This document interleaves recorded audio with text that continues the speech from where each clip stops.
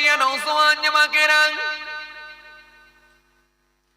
হে আমার মুরব্বিয়ানেরা, বাবারা শুনে কে দিন বাবা, বাবারা জেনে কে দিন বাবা। মানুষের কোন সব ভালো, একটা জিনিস খারাপ। মানুষের সব ভালো, একটা জিনিস খারাপ।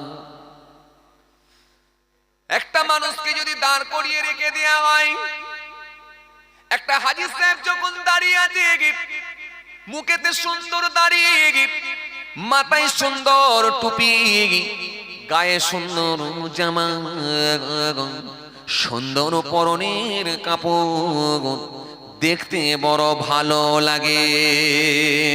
কিন্তু একটা পকেট মারকো যদি দাঁড় করিয়ে দেওয়া হয় ঈদের দিনে, সে বাসে পকেট মারি করেছে, ট্রেনে পকেট মারি করেছে, তাকে যদি ঈদের দিনে দাঁড় করিয়ে দেওয়া হয়, সেও দেখবেন পাঞ্জাবি পরে, সেও দেখবেন লুঙ্গি পরে, সেও মাথায় টুপি দিয়ে ডিজাইনের দাঁড়িয়ে রেখে, সেও দেখবেন সুন্দর চেহারা নিয়ে দাঁড়িয়ে আছে। দেখলে আপনি বুঝতে পারবেন না, কম্পেয়ার করে যদি দেখেন দুটো কি বলবেন ভালো মানুষ। কিন্তু একটা হাজী সাহেব আর একটা পকেট মার, দুজনের ড্রেস ভালো হয়ে যাবার কারণে, দুজনের চেহারা ভালো লাগার কারণে, দুজনের চেহারা ভালো হওয়ার কারণে দুজন কি আমরা ধরি ভালো মানুষ, কিন্তু আসলে দুজন ভালো নয়। ইনি হলেন হাজী সাহেব, উনি হলেন পকেট মার, কিন্তু ড্রেস ভালো, চেহারা ভালো, গেটআপ ভালো। এই ভালো দিকটা দেখে আমরা বিচার করি, বলি এ লোকটাও ভালো, কিন্তু ভালো নয়। আসলে লোকটার চেহারা ভালো, দাড়ি ভালো, জুব্বা ভালো, টুপি ভালো, কিন্তু একটা জিনিস খারাপ। সেটা কোন জিনিস? আলা ওয়াহিয়াল কলব, সেটাই হলো কলব, সেটাই হলো অন্তর। এই অন্তরটা খারাপ হয়ে গেছে বলে, ভিতরটা খারাপ হয়ে গেছে বলে আজকে সে পকেট মারি করছে। ভিতরটা খারাপ হয়ে গেছে বলে আজকে সে লটারির দোকানে গিয়ে নাম লিখিয়ে দিয়েছে। ভিতরটা খারাপ হয়ে যাবার কারণে তার বাড়িতে বন্ধন ঢুকে গেছে। ভিতরটা খারাপ হয়ে যাবার কারণে তাসের আড্ডায় নাম বান্দার নাম উঠে গেছে। ভিতরটা খারাপ হয়ে যাবার কারণে লটারির আড্ডায় বান্দার নাম উঠে গেছে। ভিতরটা খারাপ হয়ে যাবার কারণে সুদের খাতায় নাম লেখা হয়ে গেছে। বান্দার সব ভালো দেখলে কিন্তু খারাপ লাগে না। আজকের মাহফিলে যখন এসে পৌঁছাবে এত সুন্দর লাগে, সবার মাথায় টুপি, সবার গালে কম বেশি দাড়ি, গায়ে পাঞ্জাবি, পরনে ভালো কাপড়, সবাই পরে যখন এখানে বসে আছে দেখলে এত ভালো লাগে। কোনটা নামাজি আর কোনটা জোয়াখোর চেনা যায় না, কোনটা দাড়িওয়ালা টুপিওয়ালা, কোনটা হাজী সাহেব আর কোনটা বিড়িখোর আমরা কিন্তু ধরলে দেখতে বুঝতে পারি না। দেখলে মনে হয় সবাই ভালো।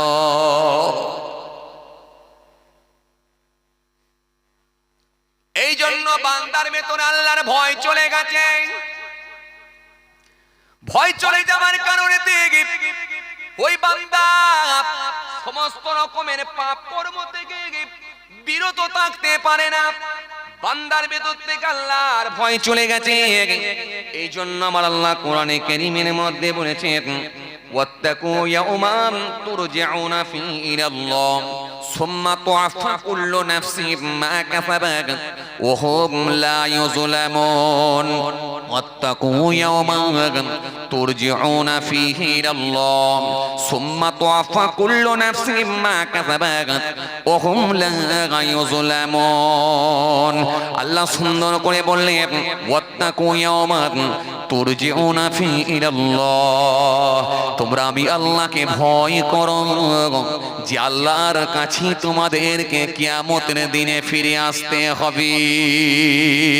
সে আল্লাহর কাছে তোমাদেরকে আসতে হবে, তোমরা সেই আল্লাহকে ভয় করো। ওয়াত্তাকু ইয়াওমান তুরজিউনা ফিহি ইলাল্লাহ সুম্মা তুআফা কুল্লু নাফসিন মা কাসাবাত ওয়া হুম লা ইউযলামুন, সেদিনে প্রত্যেকের আমলগুলোকে তাদের কাছে পৌঁছে দেয়া হবে। যে যতটা ভালো কাজ করবে সেগুলো তাদের কাছে পৌঁছে দেয়া হবে। সুম্মা ওয়াত্তাকু ইয়াওমান তুরজিউনা ফিহি ইলাল্লাহ সুম্মা তুআফা কুল্লু নাফসিন মা কাসাবাত ওয়া হুম লা ইউযলামুন, সেদিনে কিন্তু কারোর উপরে জুলুম করা হবে না। তোমরা আমি আল্লাহকে ভয় করো, আমি আল্লাহকে ভয় করো, আমি আল্লাহকে ভয় করো। সেই কিয়ামতের দিনের কথা মনে করো, যেদিনে তোমাদেরকে আমার কাছে আসতে হবে, সেদিনে কিন্তু কেউ ছাড় পাবে না। সেদিনে তোমাদের আমলগুলোকে হাজির করে দেওয়া হবে। সেদিনে কিন্তু কারোর উপরে জুলুম করা হবে না। যে যেমন করবে সে তেমনই পাবে, কারোর উপরে কিন্তু জুলুম করা হবে না। এই জন্য আল্লাহ বললেন সে কিয়ামতকে ভয় করো, আমি আল্লাহকে ভয় করো, যেদিনে তোমাদেরকে আমার কাছে ফিরে আসতে হবে। এই জন্য রব্বুল আলামিন আল্লাহ কোরআনে কারীমের মধ্যে বলেছেন ওয়ালাউ ইয়ারাল্লাযীনা যালামু ইয ইয়ারাউনাল আযাব আন্নাল কুওয়াতা লিল্লাহি জামিআ ওয়া আন্নাল্লাহা শাদীদুল আযাব।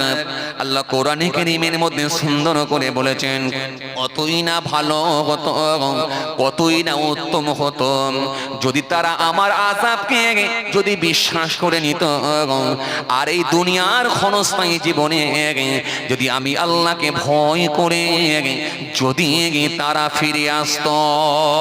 কেন আমার আযাব হলো, আমার শাস্তি হলো বড় কঠোর। এই জন্য সেই দিনে কিন্তু আল্লাহ ছাড়বে না। সেদিনে পাপের খাতায় নাম আছে, সুদের খাতায় নাম আছে, ঘুষের খাতায় নাম আছে, লেটিয়ারির খাতায় নাম আছে, চগলখড়ির খাতায় নাম আছে, বান্দা ঘুষের খাতায় নাম আছে, বান্দা সুদের খাতায় নাম আছে। ও বান্দা, জানুয়ারি মাসেতে তুমি ঢোল বাজনার খাতাতে নাম লিখিয়ে মদের খাতায় নাম লিখিয়ে দিয়ে বান্দা তুমি ফুটবল মাঠে গিয়ে পিকনিক করে লাল পানির জোশ দিয়ে টান দিয়ে সেখানে তুমি পাপ কর্মগুলো যদি করে থাকো, মনে রেখে দিও আমি আল্লাহ কিন্তু সেই দিনে তোমাকে ছাড়ব না। এই জন্য এই মাহফিল হলো সেই মাহফিল যে মাহফিলটা আপনাকে সোজা রাস্তা দেখিয়ে দেবে, যে রাস্তা আপনাকে ভালো রাস্তা দেখিয়ে দেবে। যে রাস্তাটা যদি আপনি ধরতে পারেন নিশ্চিতভাবে আপনি ইসলামের দিকে ধাবিত হতে পারবেন, নিশ্চিতভাবে আপনি সোজা পথের দিকে ধাবিত হতে পারবেন। যদি তুমি মেনে নাও তোমার জন্য রয়েছে জান্নাত।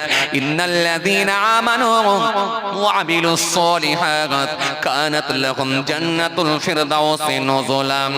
নিশ্চয় যারা ঈমান এনেছে, পৃথিবীর জমিনে ভালো কাজগুলো করেছে, নেক কাজগুলো করেছে, সৎ কর্মগুলো করেছে, কানাত লাহুম জান্নাতুল ফিরদাউসি নুজুলাম, তাদের জন্যই রয়েছে আমার জান্নাত, জান্নাতুল ফিরদাউস। জোরে বলতে পারেন না? হ্যাঁ, কি দরকার ছিল সুদের খাতাতেও নাম লেখাবেন, আবার এই জলসার মাজলিসে এসে বসবেন?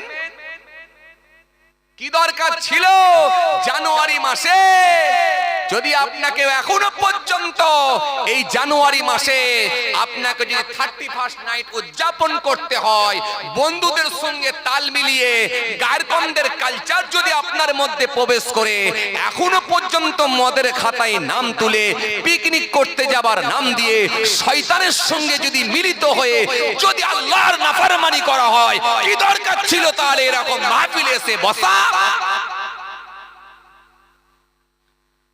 আমার কথাই মনে হয় আপনাদের রাগ হয়ে যাচ্ছে, তাই না? ভাগ হয়ে যাও, হয় ভালো কাজ করো, ভালোভাবে ধরো, আর না হলে পুরো অন্যায় কাজ করে জাহান্নামের রাস্তা ক্লিয়ার করো। কোরআন স্পষ্ট ঘোষণা দিয়েছে, খতমাল্লাহু আলা কুলুবিহিম ওয়া আলা সামইহিম ওয়া আলা আবসারিহিম গিশাওয়া ওয়া লাহুম আযাবুন আযীম। ভাইরা আমার, বন্ধুরা আমার, সাথী মহব্বতের ভাইরা, আল্লাহ বলেছে হিসাব আমি নেব, হিসাব আমি দেব, হিসাব আমি নেব। সেই দিনে কিন্তু আমি ছাড়বো না। যদি সেই দিনকে ভয় করে যদি তোমরা ফিরে আসতে পারো, তোমাদের জন্য রয়েছে মঙ্গল, তোমাদের জন্য রয়েছে উত্তম।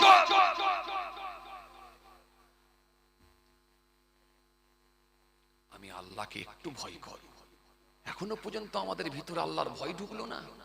এত জলসা মাহফিল দেওয়ার পরেও, এত মাদ্রাসা মসজিদ হওয়ার পরেও, এত মক্তব বেড়ে যাওয়ার পরেও, এত হুজুর পিসে বক্তা ওয়াইজিনের মুখে ওয়াজ শোনার পরেও এখনো পর্যন্ত আপনাকে পিকনিক করতে যেতে হবে, মাতালদের সঙ্গে গিয়ে এখনো নাচতে হবে আপনাকে।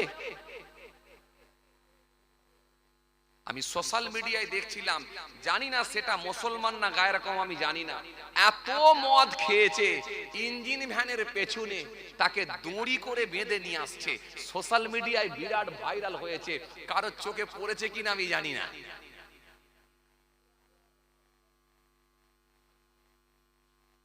ইঞ্জিন ভ্যানে করে বেঁধে নিয়ে আসছে, ইঞ্জিন ভ্যানের পেছনে তাকে বেঁধে দড়ি দিয়ে বেঁধে নিয়ে আসছে, বাঁধা অবস্থায় আছে। সোশ্যাল মিডিয়ায় দেখছিলাম, একবার দেখছি আর একবার দুঃখ প্রকাশ করছি, হায় রে মানুষ, এখনো পর্যন্ত তোরা এরকম অবস্থা। মদ খাওয়াটাকে আল্লাহ রাব্বুল আলামিন হারাম করে দিলেন। এক জায়গা দু জায়গা না, একাধিক জায়গায় আয়াত দিয়েছেন কোরআনের মধ্যে। হায় রে হায়, বান্দা যে জিনিসটা খেলে বান্দা সেন্স হারিয়ে ফেলে, বান্দার জ্ঞান থাকে না, কোথায় নর্দমায় পড়ে থাকবে না কোথায় রাস্তায় পড়ে থাকবে, তার মুখেতে কুকুর এসে পেচ্ছাপ করবে, এটা তুমি আমার বান্দা কি করে আমি মেনে নিতে পারি? এই জন্য আল্লাহ বলেন খেও না, এটা তোমাদের মধ্যে লাভ নেই, এর মধ্যে ক্ষতি আছে, এর মধ্যে ক্ষতির দিকটাই আছে, এটা খেলে তোমাদের কোনো উপকারে আসবে না, সুতরাং এটাকে ডাইরেক্ট আমি আল্লাহ হারাম করে দিই, খেও না। ইন্নামাল খামরু ওয়াল মাইসিরু ওয়াল আনসাব ওয়াল আযলাম রিজসুম মিন আমালিশ শাইতান ফাজতানিবু লাআল্লাকুম তুফলিহুন। কোরআন স্পষ্ট ঘোষণা দিয়েছে, মুসলমানের ছেলে এখনো পর্যন্ত জানুয়ারি মাসে তোদেরকে মদ পান করতে হয়, এখনো পর্যন্ত গ্যাজার টান মারতে হয়, আবার নিজেকে মুসলমান বলে আমরা দাবি করি। এই দুনিয়াটা কতদিন কিসে আপনি ভেসে আছেন? এই দুনিয়াটা তো খুব বেশি দিন না, কোন মুহূর্তে আল্লাহ ডাক আসবে, চলে যেতে হবে। ফিলিস্তিনের জমিনে হাজার হাজার নয়, হাজার হাজার হাজার হাজার মানুষ হত্যা হয়ে গেল ফিলিস্তিনের জমিনে। মায়ানমারের জমিনে আপনাদের জানা আছে জি, হাজার হাজার মানুষ, লাখ লাখ মানুষকে হত্যা করে দেওয়া হলো। গোটা পৃথিবী জুড়ে মানব হত্যা চলছে, মানুষ হত্যা চলছে, গোটা পৃথিবী জুড়ে মানুষ হত্যা, মানব হত্যা যেন একটা অব্যাহত আছে। ভাইরা আমার, এর পরেও কি মুসলমান একটু আল্লাহমুখী হওয়া যায় না? আপনারা কি আমার ওপর রাগ করছেন? কথা বলছেন না কেন? রাগ করছেন? একটু জোরে বলেন। ভাইরা আমার, বন্ধুরা আমার, সাথী মহব্বতের ভাইরা, দেখেন আপনি মুখে দাড়ি রেখেছেন, কিন্তু আপনার ছেলেটা যদি শরীয়ত বহির্ভূত কর্মের সঙ্গে যদি সম্পৃক্ত হয়, কিয়ামতের দিনে হয়তো তার দায়ভার আপনাকেও নিতে হতে পারে। কেন? আপনি তাকে ধর্মীয় শিক্ষা কেন দেননি? আপনি তাকে আল্লাহমুখী কেন করেননি? এই প্রশ্নের সম্মুখীন আপনাকেও হতে পারে। এই যে আপনি নামাজ পড়ছেন, মুখে দাড়ি রেখেছেন, বড় জুব্বা পরেছেন, আপনার বিবিটা যদি বেপরদা হয়ে ঘুরে বেড়ায়, কিয়ামতের দিনে এর দায়ভারও কিন্তু আপনাকে নিতে হতে পারে। সেদিনে আল্লাহ আপনাকে দায়ুস ব্যক্তি হিসাবে চিহ্নিত করতে পারে। শুনছেন কথা? এজন্য আল্লাহ ছাড়বে না, ছাড়বে না। এজন্য রাসূলুল্লাহর মাহফিলে এসে বসেছেন, এই মাহফিল থেকে ওয়াদা করেলেন জেনে শুনে আর কোনো অন্যায় কাজ করব না। এই মাহফিল থেকে ওয়াদা করেন, এই মাহফিল থেকে ওয়াদা করেলেন জেনে শুনে কোনো অন্যায় কাজের দিকে ধাবিত হব না। আল্লাহ না করেন যদি অন্যায় কাজের সঙ্গে যদি সম্পৃক্ত হয়ে যায় কোনো ক্রমে, আল্লাহ না করেন অন্তত তওবা করে আল্লাহর কাছে ফিরে আসব, এই মানসিকতা তৈরি করেন। এটা হবে মুমিনের লক্ষণ, লক্ষণ। এই জন্য রাসূল করিম সাল্লাল্লাহু আলাইহি ওয়াসাল্লামকে জিজ্ঞাসা করা হলো, হযরত উমামা থেকে বর্ণিত হাদিস, ওয়া আনাবি উমামা আন্না রাজুলান সাআলা রাসূলুল্লাহ সাল্লাল্লাহু আলাইহি ওয়াসাল্লাম মাল ঈমান قال إذا صرتك حسنتك وساءتك سيئتك فأنت مؤمن। আল্লাহ নবীকে জিজ্ঞাসা করা হলো, হুজুর ঈমান কি বলেন হুজুর? আল্লাহ নবী বললেন, যখন তুমি কোনো ভালো কাজ করবে, যদি ভালো কাজটা করো, ওই ভালো কাজটা করলে তোমার মধ্যে আলাদা একটা মজা আসবে, তোমার মধ্যে আলাদা একটা অনুভূতি তৈরি হবে।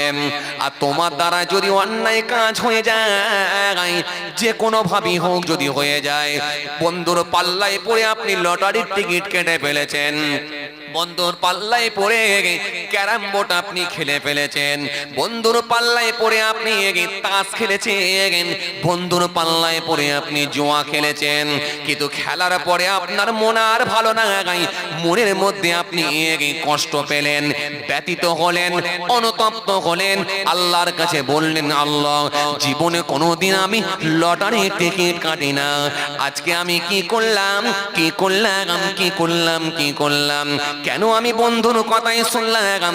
ও আমার আল্লাহ, তোমাকে আমি নারাজ করে ফেলেছি, ও আবার আল্লাহ তুমি আমাকে মাফ করে দাও, তুমি আমাকে ক্ষমা করে দাও, মাফ করে দাও। কেঁদে কেঁদে কেঁদে কেঁদে বান্দা যখন আল্লাহর কাছে ফিরে এসে মাফ চাইবে, আমার নবী বলেছেন এই লক্ষণটা হবে মুমিনের লক্ষণ। যখন বান্দা কোনো অন্যায় কাজ করে ফেলবে, অন্যায় কাজ করে ফেললে ওই বান্দা আল্লাহর কাছে অনুতপ্ত হয়ে ফিরে আসবে, চোখের পানি ছেড়ে কেঁদে কেঁদে কেঁদে কেঁদে মাপ চাইবে। যদি এটা সে মিলিয়ে নিতে পারে, আমি রাসূলুল্লাহ বলছি, ফান্তা মুমিনুন, অতঃপর সেই হবে একজন মুমিন। জোরে বলতে পারেন না? আরো জোরে হয় না? আপনি এসে মা দাঁড়িয়ে আছেন, বারাসাত বাস স্ট্যান্ডে এসে দাঁড়িয়ে আছেন, বারাসাত বাস স্ট্যান্ডে এসে যখন দাঁড়িয়ে আছেন, ঘড়ির কাঁটাতে তখন বেলা 1:30, হঠাৎ করে দেখা যায় বাস এসে দাঁড়িয়ে গেছে। ওই বাসটাতে গিয়ে আপনি উঠে পড়লেন, ও বাবাজি আমার ভাইরা শুনে কেনেন, ওই বাসটা করে চেপে আপনি এসে পৌঁছে গেলেন, আপনার গন্তব্যস্থলে গিয়ে পৌঁছে গেলেন। ও বাবাজি আমার ভাইরা, কিন্তু 1:30 সময় যখন আপনি দেখলেন বারাসাত চৌরাঙ্গি বলে কাজীপাড়ার মোড়ের দিক থেকে একটা আজানের আওয়াজ ভেসে আসছে, একটা যেন আজানের আওয়াজ আসছে, আল্লাহু আকবার, আল্লাহু আকবার, আল্লাহু আকবার,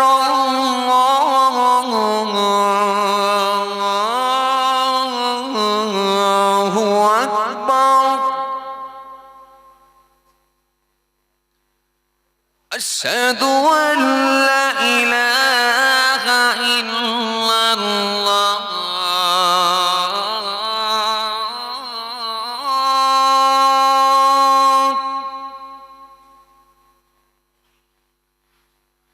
আশহাদু আন লা ইলাহা ইল্লাল্লাহ,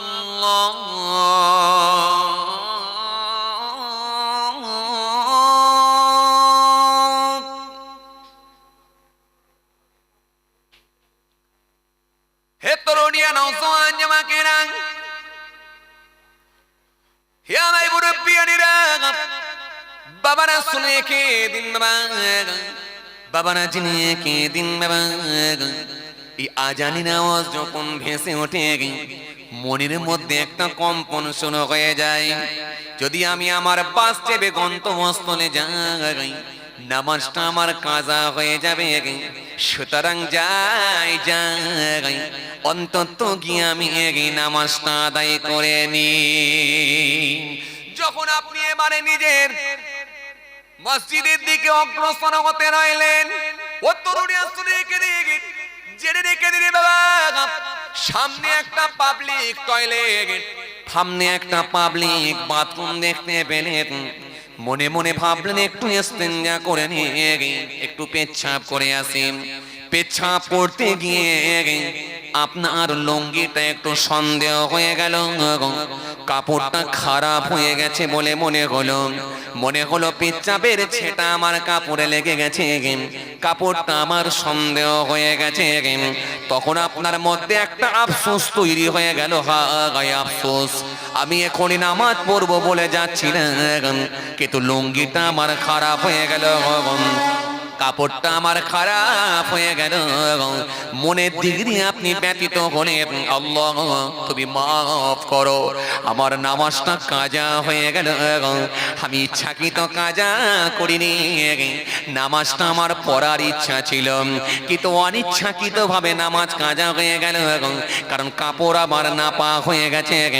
যতক্ষণ না কাপড়টা পাল্টায় যেখানে সন্দেহ লেগেছে সেই জায়গাটা না ধুই নামাজ তো আমার হবে না। মনটা বড় খারাপ হয়ে গেল। যদি আপনার মধ্যে এরকম একটা মনের মধ্যে যদি কম্পন শুরু হয়ে যায়, মনের দিক দিয়ে যদি অনুতপ্ত হয়, মনের মধ্যে যদি ব্যতীত হন, যদি কষ্ট পেয়ে যান, রাসূল বলছেন এটাই হবে মুমিনের লক্ষণ। মুমিনকে বোঝা গেল? হ্যাঁ, লক্ষণ বোঝা গেল? আর মাগরিবের নামাজের টাইম হয়ে গেল, মসজিদে আজান শুরু হয়ে গেছে, মাগরিবের নামাজের টাইম হয়ে গেছে, মসজিদে আজান শুরু হয়ে গেছে। ও মুসলমান চায়ের দোকানে বসে আছো, চা খেয়ে বিড়ির টান দিচ্ছ, আর ওপর দিকে একটা টিভি লাগানো আছে, বসে বসে তুমি টিভি দেখছো, মনের মধ্যে তোমার কম্পন হলো না আল্লাহ দরবারে কি জবাব দেব, এটা কিন্তু মনের মধ্যে এলো না, বরং তুমি মনে মনে ভাবছো আমি ঠিকই আছি। এই চায়ের দোকানে বসে বসে যখন তুমি বিড়ির টান দিয়ে ইচ্ছাকৃতভাবে নামাজ কাজা করছো, মনের মধ্যে যদি ব্যতীত না হও, এই জেনে শুনে যদি অন্যায় কাজের সঙ্গে যদি সম্পৃক্ত হও, আসলে মনে রাখতে হবে তোমার ভেতরে আর পরিপূর্ণ ঈমান নাই। এজন্য ঈমানদার যখন ভালো কাজ হবে ওই ভালো কাজেতে অবশ্যই অবশ্যই সে অ্যাটেন্ড করবে। কয়েকদিন আগে আমি জলসায় গেলাম, জায়গাটার নাম আমি আর বলবো না কারণ সোশ্যাল মিডিয়ার যুগ তো, এখন দেখা যাবে সেখানকার কমিটি পর্যন্ত পৌঁছে যাবে, পৌঁছে গেলে বলবে হুজুর আমাদের এলাকার কথা আবার বলে বলে বেড়াচ্ছে, দেখতে বড় খারাপ। যাই হোক, আমি আর জায়গাটার নাম বলছি না, গ্রামটার নাম বলছি না, কেন গ্রামটা আমার মনে আছে, গ্রামটা আমার মনে আছে, নাম বলছি না, যেহেতু সোশ্যাল মিডিয়ার যুগ। একটা দুটো তো নয়, 2 4 6 10 11 13 12 13 13 14 15 16 17 18 19, এই 19 20টা চলছে, কথা বুঝতে পারছেন। এক এক জায়গায় সেদিনে গুনলাম 32টা, আর একদিন গুনলাম 47টা, কথা বুঝতে পারছেন। সোশ্যাল মিডিয়ার যুগ বাবা, খুব অঙ্ক কষে কথা বলতে হয়, বুঝতে পারছেন, আর নাহালি তো গোলমাল, বুঝতে পারছেন না। বক্তাই বক্তাই মারপিট চলছে, দেখছেন আপনারা, কথা বলে না, এরা বোঝে না কিছু, বক্তাই বক্তাই মারপিট করছে, দেখতে পাচ্ছেন। এ ওকে কাদা ছুড়ছে, ও ওকে কাদা ছুড়ছে, এ ওকে কটাক্ষ করে, ও ওকে কটাক্ষ করে, লাস্টে স্টেজে উঠে মাইক কানাকারি করছে। হাই রে হাই, সমাজ কোথায়! মাত্র 5-7 হাজার 10 হাজার টাকার জন্য সমাজের বুকে আজকে মারপিট করছে, কে আসল আর কে নকল। আসলে দেখা যাচ্ছে দুটোই নকল। আপনারা বুঝবেন না, মুরব্বীরা বুঝবেন না, আপনারা সোশ্যাল মিডিয়া ব্যবহার করেননি তো। এই যুবকরা বুঝছে, যারা অনলাইনের লোক তারা সব জানে। আজকে কোথায় আমরা, কোথায়? চলেন, আমি যে হাদিসটা পড়েছিলাম এই হাদিসটা থেকে ব্যাখ্যা করছিলাম, আসেন খেয়াল করেন। তো জলসায় গেলাম, জলসায় যাওয়ার পর বিরাট লাইটিং, বিরাট প্যান্ডেল, বিরাট গেট। জলসার গেটে ঢোকার আগেই বাঁদিকে দেখছি একটা বিরাট বড় একটা কি বলে ক্যারাম বোর্ড, ক্যারাম বোর্ড লাগিয়েছে। লাগিয়ে ওপর দিক দিয়ে বড় লাইট লাগিয়ে দিয়ে বেশ কিছু মুসলমানের ছেলে দাঁড়িয়ে দাঁড়িয়ে ক্যারাম পিটছে। একদিকে জলসা হচ্ছে আর একদিকে ক্যারাম বোর্ড খেলা চলছে, বুঝতে পারছেন? একটা বড় বল খেলা মাঠ আছে, বল খেলা মাঠেতে পানের দোকান, চায়ের দোকান, কাপড়ের দোকান, কোরআন শরীফের দোকান, বোরখার দোকান, পর্দার দোকান, জিলিপির দোকান, হালুয়ার দোকান, বাদামের দোকান, ফুচকার দোকান, গোটা মাঠ দোকান দিয়ে সাজিয়ে দিয়েছে। দিয়ে ওখানে আবার নাগলদোলনা দিয়েছে, ওখানে আবার চরকি দিয়েছে। বাচ্চারা আবার ধপাক করে পড়লে ধপাক করে উঠে পড়ে, কি নাম বলে গো? জাম্পিং, জাম্পিং দিয়েছে। দিয়ে সব কটাকে একসঙ্গে দিয়ে কিছু ছেলে আর মহিলাকে, কিছু মেয়ে আর ছেলে, মানে পুরুষ আর নারীকে, কিছু মহিলাকে আর কিছু ছেলেকে সব তাদেরকে ওই মাঠেতে পাঠিয়ে দিয়েছে। মানে একটা জলসাকে কেন্দ্র করে তিনটে ভাগ হয়ে গেল। একদল ক্যারাম খানায়, একদল জলসায়, আর একদল মেলায়। তিন জায়গার লোক ভাগ হয়ে গেল। সব কিন্তু টিম মুসলমান। এই ক্যারাম বোর্ড যারা খেলছে ওদেরকে যদি বলেন আপনারা মুসলমান, জলসা যারা শুনছে ওদেরকে বলে আপনারা মুসলমান, মাঠেতে যারা মেলায় অংশগ্রহণ করেছে ওদিকে যদি বলেন আপনারা মুসলমান। শুনছেন কিছু কথা? হ্যাঁ, আচ্ছা এবারে আপনারা বলেন, ছেলে আর মেয়ে, মহিলা আর পুরুষ যদি এক জায়গায় জমায়েত হয়ে নাগলদোলনায় খেলে, নাগলদোলনায় উঠে, চরকিতে ঘুরে, যেখানে মেলায় যদি সেখানে অংশগ্রহণ করে, আপনারা বলেন ওই জলসা কি আল্লাহর দরবারে পৌঁছাবে বলে মনে হয়? কিছু বুঝতে পারছেন কথা? হ্যাঁ, মানে কাস্টমার ভাগ হয়ে গেছে, সব মুসলমান, কিন্তু যেখানকার খরিদ্দার সে সেখানে চলে যাচ্ছে। আসেন আপনাদেরকে আমি একটা কথা বলবো, এই যে এই এক কাপ চা পেচ্ছাপের ছিটা মেরে খাওয়া ভালো না পেচ্ছাপ খাওয়া ভালো? কোনটা ভালো?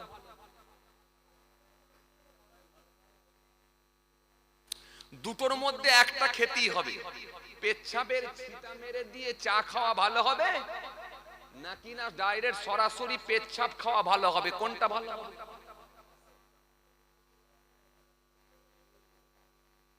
এই লোক কিছু কথা বলছে না কেন? আপনারা বুদ্ধিমান লোক, একটু ভাবনা চিন্তা করে বলেন কোনটা খাওয়া ভালো? পেচ্ছাপের ছিটা মেরে দিয়ে চা খাওয়া ভালো নাকি না সরাসরি ডাইরেক্ট পেচ্ছাপ খাওয়া ভালো? কোনটা ভালো?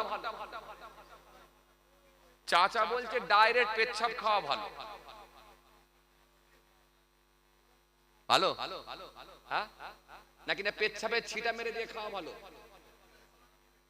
হ্যাঁ, কি বলছে? না, দুটোর মধ্যে একটা খেতে হবে, ধরে কোনটা ভালো হবে? হ্যাঁ,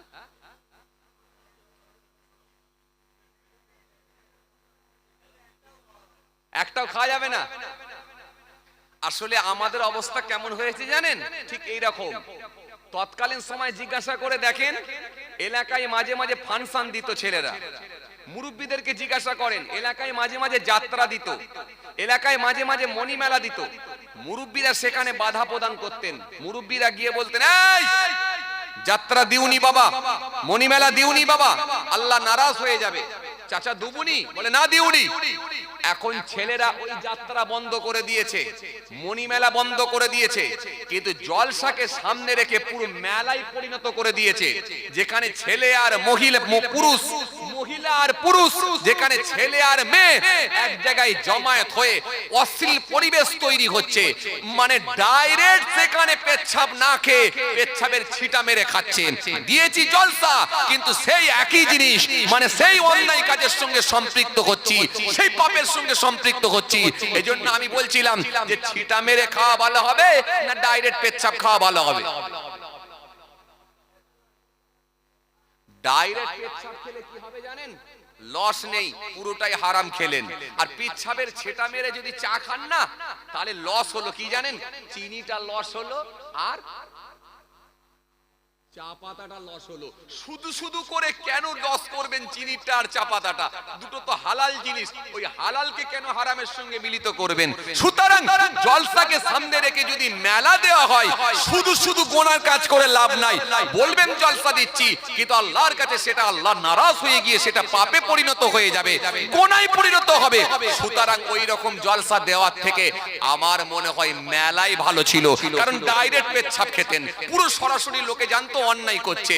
আর এটা ভালো কাজের নাম দিয়ে যদি অন্যায় কাজের সঙ্গে সম্পৃক্ত হন, পেচ্ছাপের ছিটা মেরে খেলে শুধুমাত্র লাইটিং গুলো আপনার পয়সা দিতে হচ্ছে, প্যান্ডেলের পয়সা দিতে হচ্ছে, মাইকের পয়সা দিতে হচ্ছে, হুজুরের পয়সা দিতে হচ্ছে, কিন্তু ওই জলসা আল্লাহর দরবারে যাচ্ছে কি যায় না সেটা কিন্তু আল্লাহই ভালো জানেন, জানি না। আমার কথা কি আপনারা বুঝতে পারলেন? কথা বুঝতে পারলেন?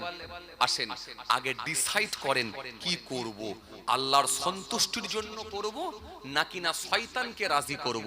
কেন? আল্লাহ সুন্দর করে বলেছেন, কি বলেছেন? ওয়ালা তাত্তাবিউ খুতুওয়াতিশ শয়তান, শয়তানের পথ তোমরা ধরবে না, অনুসরণ করো না। কারণ আমি আল্লাহ বলি, ইন্নাহু লাকুম আদুউম মুবিন, নিশ্চয় সে হলো তোমাদের প্রকাশ্য শত্রু, প্রকাশ্য দুশমন। আসেন আমার উপরে ভুল বুঝবেন না, রাগ করবেন না। প্রথম থেকে একটা কথাই বেজে নিয়েছি, আপনি একটা যে রাস্তা ধরে নেন, সে পজিটিভ হোক নেগেটিভ হোক, যেটা করবেন ভালো করে করেন। আর যদি অন্যায় কাজের সঙ্গে আপনি সম্পৃক্ত হয়ে থাকেন, যদি মনে হয় আল্লাহর দিকে ফিরবো, তাহলে ভালো করে ফিরে যান। ভালো করে ফিরলে কি হবে? নিশ্চিতভাবে আল্লাহ ইচ্ছা করলে আপনার পূর্বের গুনাহগুলোকে মাফ করে আল্লাহর দয়ার জান্নাতও দিয়ে দিতে পারে। যদি বলেন, কারণ আল্লাহ তওবাকারীকে ক্ষমা করবেন বলেছেন, তওবাকারীদেরকে আল্লাহ ক্ষমা করবেন। ওয়াদা আছে, ওয়াদা আছে, ওয়াদা আছে। ওয়ালাইসাতিত তাওবাতু লিল্লাযিনা ইয়ামালুনা আস-সাইয়্যাত হাত্তা ইযা হাদারা আহাদাহুমুল মাউত ক্বালা ইন্নী তুবতু আনা ওয়া আলাল লাযিনা ইয়ামুতুনা হুম কুফফার উলাইকা আ'তাদনা লাহুম আযাবান আলীমা।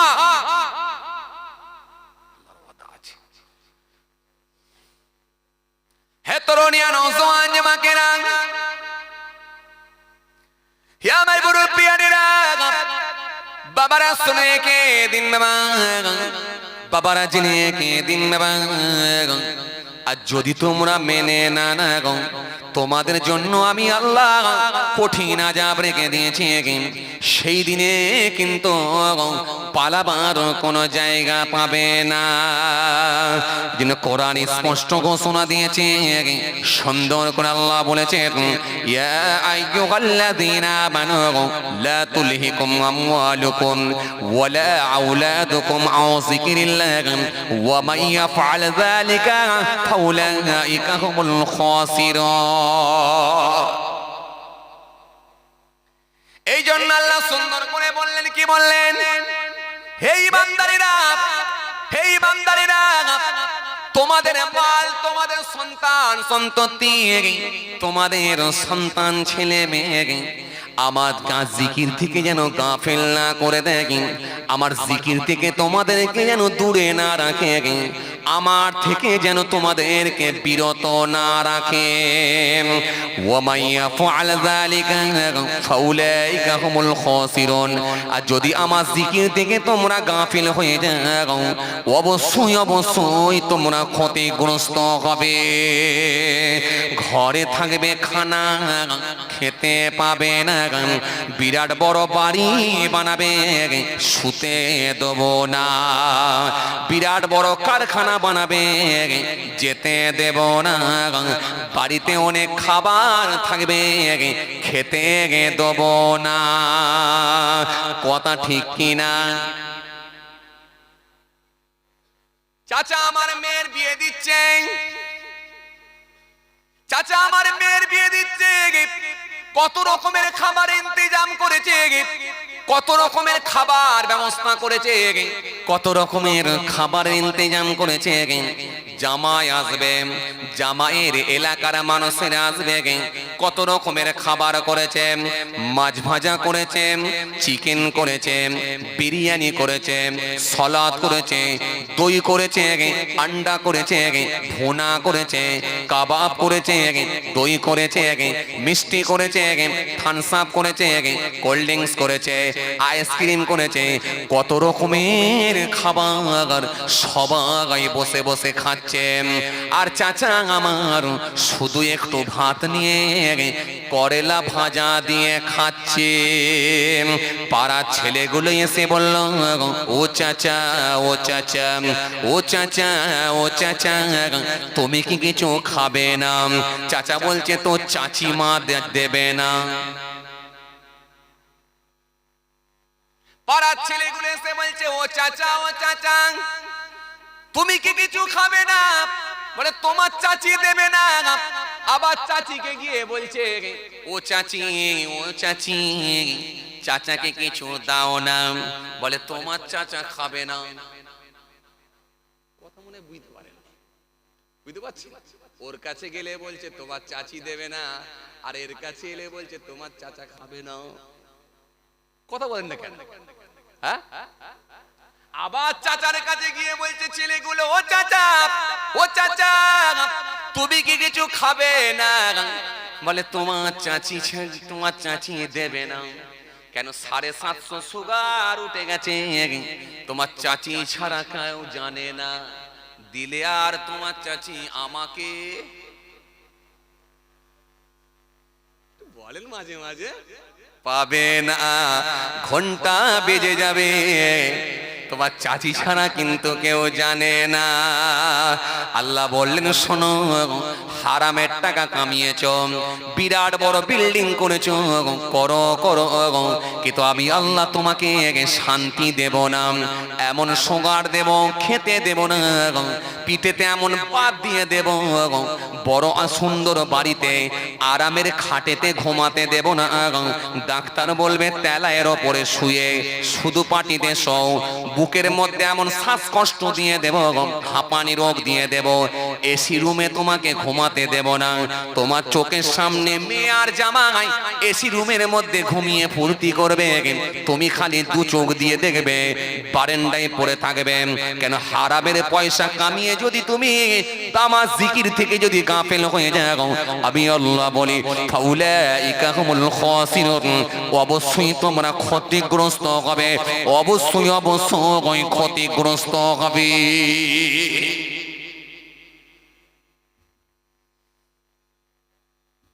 কষ্ট হচ্ছে আপনাদের? এই জোরে বলেন না একটু, হ্যাঁ না কিছু বলেন। এই তো দিয়েছি দেখছি, নিতে আবার খড় বিছিয়েছে, মানে গদির ওপরে তক্ত বস, ইটের গোটা আছে, তবু আরামও তো পেয়েছে। সেদিনে তো ওয়াজ করতে গেলাম, আল্লাহু আকবার, আজকে ভেতরে কেমন ঠান্ডা লাগছে জানিনি। সেদিনে চটের ওপরে বসে আছে কয়েকটা মুরব্বি, দেখি উঠে বসে আছে। কেমন করে বসে আছে? যেমন ঠিক মানুষ যেমন পায়খানা করতে বসে, তার মানে কেমন বসে বুঝতে পারছেন? কথা বলে না। মানুষ যেভাবে পায়খানা করতে বসে ওইভাবে বসে আছে। আমি, চাচা কি হলো?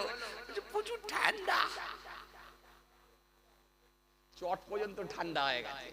আজকে তো দেখ আমার ভাইরা তো একটু চিন্তা ভাবনা করে আপনাদের নিচেতে আবার খড় বিছিয়ে দিয়েছি, যাতে করে আপনারা একটু আরামে বসতে পারেন। মাশাআল্লাহ মাশাআল্লাহ, মোটামুটি আরামই আছি নাকি গো? বাহ, খুব ভালো লাগছে মাশাআল্লাহ। আর একটুখানি হবে না, ছেড়ে দেবো? হবে? তাহলে একটু তাকবীর দেন, নারায়ে তাকবীর। বাহ, দিনের বেলা কি রোজা ছিলেন নাকি? আওয়াজ কম কেন? একটু সবাই মিলে দেন নারায়ে তাকবীর। আহা, পেছন দিকের লোকগুলো কি একবার দুবারও দেবেন না? যা হবে সামনে তলার মানুষগুলোর উপর দিয়ে, এই সামনে চেয়ারের মানুষগুলোর উপর দিয়ে চালিয়ে দেবেন আপনারা।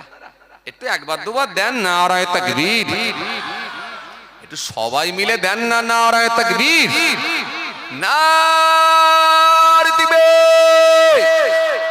সিলসিলায়ে মুজাদ্দিদ জামাত দাদা পীরের হক সিলসিলা নার দিবে। ঈসা রুহুল্লাহর নাম আপনারা শুনেছেন? কথা বলেন না। ঈসা রুহুল্লাহর নাম শুনেছেন আপনারা? হযরতে নবী ঈসা ইসলামের নাম আপনারা শুনেছেন? জোরে বলেন শুনেছেন। মাজার কোথায়?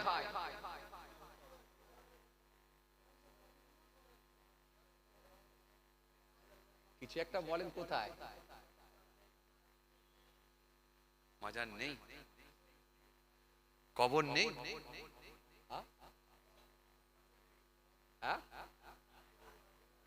আসমানে কবর? সেদিনে এক জায়গায় জিজ্ঞাসা করেছি মাজার কোথায়, বলছে হুজুর ফিলিস্তিনে।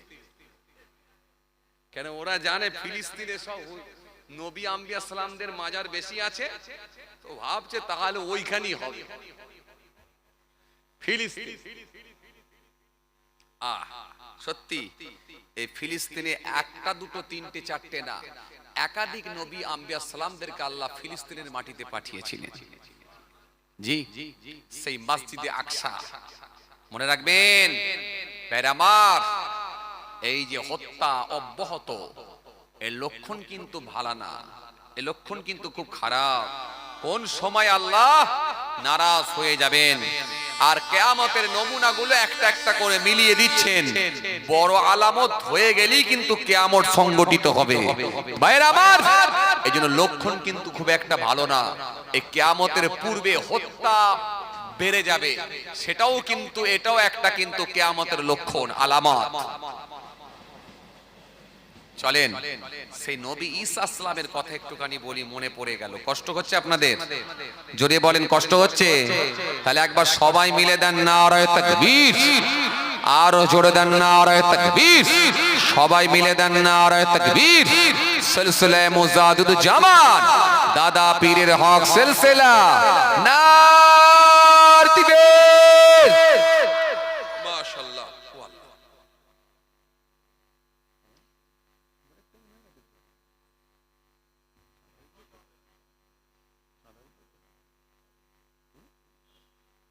থালা দিয়ে লাভ নাই, থালার কেন বলেন দেখিনি? এতক্ষণ যা চলছে মলম, এরপরে আসবে কলম। কলম আপনারা বোঝেন তো? হ্যাঁ, এই আমার উপরে দুটো দায়িত্ব থাকে, যেন 50-50 করে ভাগ করে লিখি। যা দিলাম মলম, এরপরে কলম। তাহলে আর বাড়িয়ে লাভ নাই, আপনাদের রাত হয়ে যাবে। বিরিয়ানিটা অন্তত গরম গরম বিরিয়ানি হয়েছে তো মাশাআল্লাহ, বিরিয়ানিটা যাতে একটু গরম গরম পাওয়া যায়, আমি সেই চেষ্টাই করব, যাতে করে বেশি রাত করলে বিরিয়ানি ঠান্ডা হয়ে যাবে। জি, ঠান্ডা হয়ে গেছে, প্রচন্ড ঠান্ডা, কথা ঠিক। আচ্ছা আপনারা বলেন, এই যে আমার পরে আর কেউ আছে না? কেউ নেই, আমার পর আর কেউ নেই, তার মানে আপনারা টফি নিয়ে যাবেন, তাই তো? আচ্ছা টফি মানে কি নিয়ে যাবেন বলেন তো?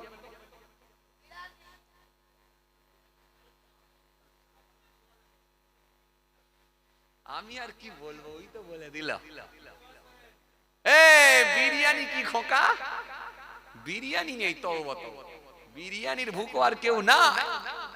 এখন প্রত্যেকের বাড়িতে আলহামদুলিল্লাহ বিরিয়ানি হয়, জলসায় তাবারুক বিরিয়ানি এই আশার লোক করে নাই। এখন আলহামদুলিল্লাহ তৎকালীন সময়ের থেকে আজকের দিনে মানুষের পরিবার অনেক স্বচ্ছ হয়েছে, আয় ইনকাম অনেক বেড়েছে আলহামদুলিল্লাহ। সেদিনে একজন লোক শোনাচ্ছে, বলছে হুজুর জলসাতে তো চাঁদা দেবো, আমার বাড়িতেই খালি 30 কিলো গোশ কিনতে হবে। বলেন কি 30 কিলো গোশ জলসাকে কেন্দ্র করে আপনার বাড়িতে খালি 30 কিলো গোশ রান্না হবে? বলছে হ্যাঁ। মেয়ের কুটুম আসবে, ছেলের কুটুম আসবে, শ্বশুর বাড়ির আত্মীয়রা আসবে, হুজুর সব বিয়ায় আসবে, বিয়ান আসবে, নাতি পোতারা আসবে, সব ফ্যামিলি আসবে, আমার বাড়িতেই খালি 30 কিলো গোশ লাগবে। বুঝতে পারছেন? তাহলে একটা লোক জলসার মাহফিলকে সামনে রেখে তার বাড়িতেই খালি 30 কিলো গোশ কিনতে হচ্ছে, তার মানে কেমন খাওয়া দাওয়া চলছে বুঝতে পারছেন? তাহলে সে কি আর ভাববে জলসা এক মুঠো তাবারুক খেয়ে যাবে? না, আপনারা ওই টফি নেওয়ার জন্য বসে নেই। কি টফি বলেন দেখিনি? আর দোয়া ও মকফুল ইবাদাহ, যত ইবাদত আছে তার আসল হলো দোয়া। এই দোয়া, এই ট্রফি নেওয়ার জন্য বসে আছেন কেন? ফাইনাল পর্যন্ত থাকলে এই প্লেয়ারদের কিন্তু আগ্রহ বেড়ে যায়, অন্তত ট্রফি নিয়ে যাব, যেহেতু কোয়ার্টার ফাইনালে জিতেছি, সেমি ফাইনালে জিতেছি, ফাইনালেও অন্তত জিতে ট্রফি নিয়ে যাব। তার মানে আপনারাও সেই শেষ মনোজত পর্যন্ত যেহেতু থাকার নিয়ত নিয়েছি, তার মানে সেই শুরুতে হয়েছে, তারপরে হয়েছে, এখন যেহেতু বসে আছি মানে আখিরি মনোজত করেই যাব। একটু জোরে বলবেন না, আরো জোরে বলবেন না। মাশাআল্লাহ, মাশাআল্লাহ, আলহামদুলিল্লাহ। আল্লাহ কবুল করেন, আমরা জোরে বলি আল্লাহুম্মা আমিন। যাই হোক, এখন চাঁদা পত্র তুলতে গেলে তো অনেক সময় লেগে যাবে, অনেক টাইম লেগে যাবে। থাক, ছেড়ে দিই, আর বাড়িয়ে লাভ নাই। কথা বুঝতে পারছেন কেন জানেন তো? এই আমি আগেই বললাম না, একদিক দিয়ে মলম হলো আর একদিক দিয়ে কলম। কথা বুঝতে পারছেন? এখন বলতে গিয়ে অনেক দেরি হয়ে যাবে। চাচা থাক, আল্লাহ যদি ফের কোনোদিন মৌকা দেয় ইনশাআল্লাহ হবে, আমার জন্য দোয়া করবেন। আল্লাহ যদি ফের কোনোদিন মৌকা দেয় ইনশাআল্লাহ আবার ইনশাআল্লাহ হবে, আমার জন্য দোয়া করবেন। মাশাআল্লাহ, মাশাআল্লাহ, আলহামদুলিল্লাহ। খুব ভালো লাগছে, এতগুলো মানুষ, আল্লাহ কবুল করেন। বাবাজি, আমার ভাইরা আসেন, আপনারা কিন্তু এই মাহফিলের জন্য কিন্তু দান দেন, আপনারা দান দেওয়াই অভ্যস্ত, আমি জানি আপনারা দান দেওয়ায় অভ্যস্ত। আর বিশেষ করে এই লেবুতলার মানুষ, ভাসুলিয়ার মানুষ, যাদবপুরের মানুষ, গান্নিয়ার মানুষ, জোয়ারিয়ার মানুষ, কিয়াডাঙ্গা চাঁদপুরের মানুষ, গোসাইপুরের মানুষ, কার্তিকপুরের মানুষ, খেজুরডাঙ্গার মানুষ, ভাসুলিয়ার মানুষ, আপনাদেরকে আর সেই নতুন করে যে কিছু শেখাতে হবে এমনটা নয়। কি কথা ঠিক কিনা? আপনারা যথেষ্ট অছনায় অভ্যস্ত। কি কথা ঠিক বলছি না? কথা বলেন, সব আপনাদের জানা আছে। আসেন ভাইরা আমার, আজকে আমি যে টপিক রেখেছিলাম, যেটা ধরবো আমরা ভালো করে ধরি, ভালো করে ধরি, আল্লাহর দিকে ফিরে আসি তো ভালো করে ফিরে আসি। পূর্বের যা গোনা হয়েছে সেগুলো বাদ দেন। আপনি কেঁদে যদি আল্লাহর কাছে ফিরে আসতে পারেন, আল্লাহ ইচ্ছা করলে আপনার পূর্বের গোনাগুলোকে মাফ করে দিতে পারেন। একটু জোরে বলবেন না, আরো জোরে বলবেন না। আসেন ভাইরা আমার, বন্ধুরা আমার, সাথী মহব্বতের ভাইরা, এতগুলো মানুষ এই এই রাসূলুল্লাহর মাহফিলে বসে একটা শ্রেণীর মানুষ যখন জি এই রাতের অন্ধকারেতে যখন তারা জানুয়ারি মাসটাকে জি আনন্দের মধ্য দিয়ে কাটাবার জন্য যারা গান বাজনা, ঢোল তবলা, মদ ইত্যাদি ইত্যাদির সঙ্গে যখন জড়িয়ে গেছে বা সম্পৃক্ত হয়েছে, তখন আমরা আল্লাহর সন্তুষ্টির জন্য, তার হাবিবুল্লাহকে খুশি করার নিয়তে, তখন আমরা এইরকম একটা সুন্দর মাহফিলকে বেছে নিয়ে আমরাও আল্লাহর সন্তুষ্টির জন্য এসে বসে গেছি। আসেন, সত্য আর মিথ্যা পৃথক করে দেওয়া হয়েছে। আসেন ভাইরা আমার, সেই রাসূলুল্লাহর মাহফিলে বসে সর্বপ্রথম কে দেবেন? সর্বপ্রথম যদি কেউ দেয়, ও মসজিদের জন্য, আল্লাহর ঘরের জন্য, আল্লাহর ঘরের জন্য এই মাহফিলে বসে কে পারবেন? বাবাজি, আপনারা দান দেন, দান দেওয়াই অভ্যস্ত, আবার আল্লাহর ঘরে দেবেন, আবার রাসূলুল্লাহর মাহফিলে বসে দেবেন। মনে রাখবেন, সারা পৃথিবী জুড়ে যত মাদ্রাসা আছে, যত বেসরকারি মাদ্রাসা আছে, মক্তব আছে, যত জলসা হয়, যত মাদ্রাসা মক্তব জি যা আছে, সব আপনাদের মতো খেটে খাওয়া মানুষের দানেতেই কিন্তু আল্লাহ করিয়ে নিচ্ছে। যে ব্যক্তি আমার দ্বীনকে সাহায্য করবে, আল্লাহ বলছে আমার ওয়াদা আছে আমি তাকে সাহায্য করব। জোরে বলবেন না, আরো জোরে হয় না? সুতরাং এই মসজিদের জন্য, আল্লাহর ঘরের জন্য, দুনিয়ার মধ্যে সবথেকে ভালো জায়গা, দুনিয়ার মধ্যে সবথেকে উৎকৃষ্ট স্থান সেটা হলো আল্লাহর ঘর। দুনিয়ার মধ্যে সবথেকে নিকৃষ্ট জায়গা সেটা হলো চায়ের দোকান, বাজার। এখানে আবার চায়ের দোকানদার থাকলে যেন আবার রাগ করেননি, হুজুর আমার দোকানের খরিদ্দার কাটবেন নাকি? না, আমি খরিদ্দার কাটার জন্য বলিনি। আসলে আপনি চায়ের দোকানে যাবেন, যান এক কাপ চা খেয়ে চলে আসেন, কিন্তু এই চায়ের দোকানে বসে ঘন্টার পর ঘন্টা সময়কে আপনি অতিবাহিত করতে পারবেন না, কারণ সেখানে যেন গীবতের আড্ডা না হয়ে যায়। আমরা মূলত চায়ের দোকানগুলোকে গীবতের আড্ডাখানা বানিয়ে নিয়েছি। সেখানে গিয়ে রাজনীতির আলোচনা, এলাকার কি বলে বর্তমান সিচুয়েশন, বর্তমান অবস্থার দিকে মনে করে সেই দিক দিয়ে আমাদের কিছু আলোচনা, রাজনীতির আলোচনা, কোন বক্তা ওয়াইজিনকে নিয়ে আলোচনা, কোন ব্যক্তি কেন্দ্রিক কাউকে কটাক্ষ করা, সেখান থেকে কিছু আলোচনা। এই যে আমরা আলোচনা সমালোচনা, এই জায়গাটা একটা ঠিক করেছি, সেটা হলো চায়ের দোকান, সেটা হলো বাজার। এই জন্য আপনি বাজারে যান, আপনি আপনার প্রয়োজন মেটান, আপনি চায়ের দোকানে গিয়ে আপনি চা খান, বেরিয়ে আসুন, কিন্তু আলোচনার জায়গা, গীবতের জায়গা কিন্তু বানাবেন না। এই জায়গাটা বানালি কিন্তু মনে রাখবেন বাবাজি, আমার ভাইরা, আপনার আমল নামা ধ্বংস হয়ে যেতে পারে। সুতরাং গীবত থেকে বাঁচুন, গীবত থেকে বাঁচুন, গীবত থেকে বাঁচুন, মিথ্যা থেকে বাঁচুন, মিথ্যা থেকে বাঁচুন, হারাম থেকে বাঁচুন। এই জিনিসগুলো বর্তমানে খুব বেড়ে গেছে। দাড়িওয়ালা বেড়েছে, টুপিওয়ালা বেড়েছে, নামাজি বেড়েছে, জুব্বাওয়ালা বেড়েছে, কিন্তু গীবতকারী বেড়ে গেছে, হিংসুক বেড়ে গেছে, অহংকারী ব্যক্তি বেড়ে গেছে। এই জায়গাগুলো থেকে বর্তমানে কিন্তু বেঁচে থাকা খুব কঠিন হয়ে দাঁড়িয়েছে। বর্তমানে এই জায়গাগুলো থেকে আপনি বিরত থাকার চেষ্টা করুন, এই পাপগুলোকে প্রত্যাহার করুন। ইনশাআল্লাহ আল্লাহ রাব্বুল আলামিন রাজি হলে আল্লাহ পরকালটা আপনার জন্য আরামের জায়গা করে দিতে পারে। যাই হোক ভাইরা আমার, লিখে রাখেন বাবাজি।